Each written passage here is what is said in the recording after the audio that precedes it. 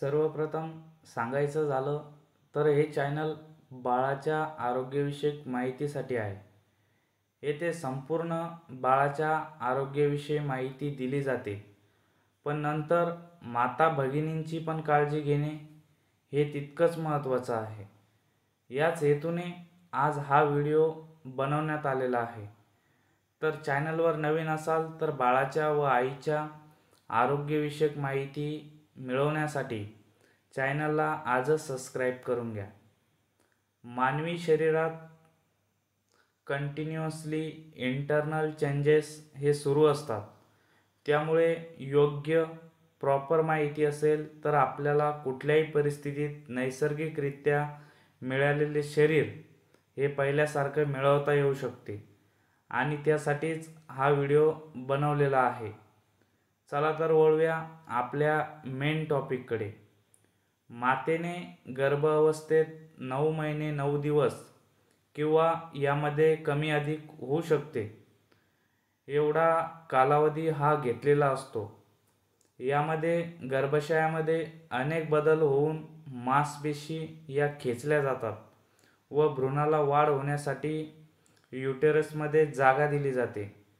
डिलिव्हरीनंतर या खेचल्या गेलेल्या मांसपेशी योग्य ठिकाणावर येण्यासाठी कालावधी हा लागत असतो.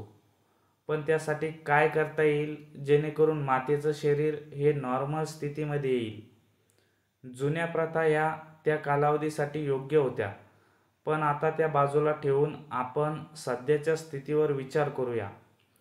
आताच्या महिला प्रेग्नेंट राहिल्यापासून ते प्रसूतीपर्यंत डॉक्टरच्या निगराणीत व निदर्शनात राहून गर्भाशयामधल्या बाळाची व स्वतःची काळजी घेत असते.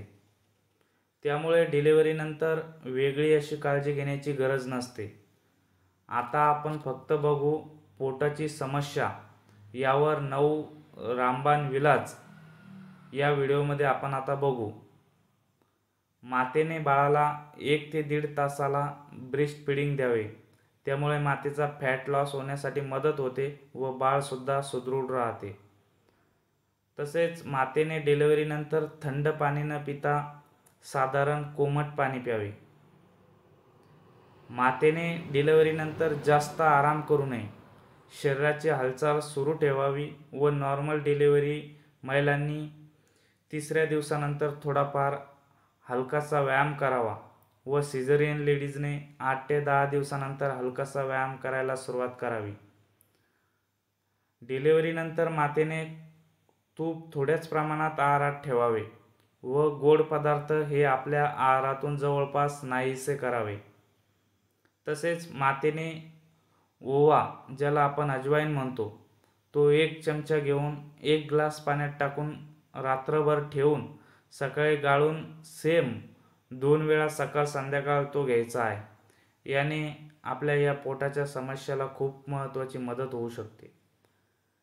मातेने आहारामध्ये सुरुवातीच्या महिन्यांमध्ये जास्त करून हिरव्या पालेभाज्याचा समावेश ठेवणं गरजेचं आहे. यामध्ये महिला पोटाला लंबर बेल्टचा उपयोग करू शकतात.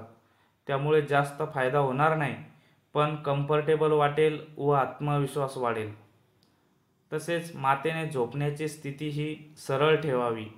एकाच अंगावर रात्री झोपू नये.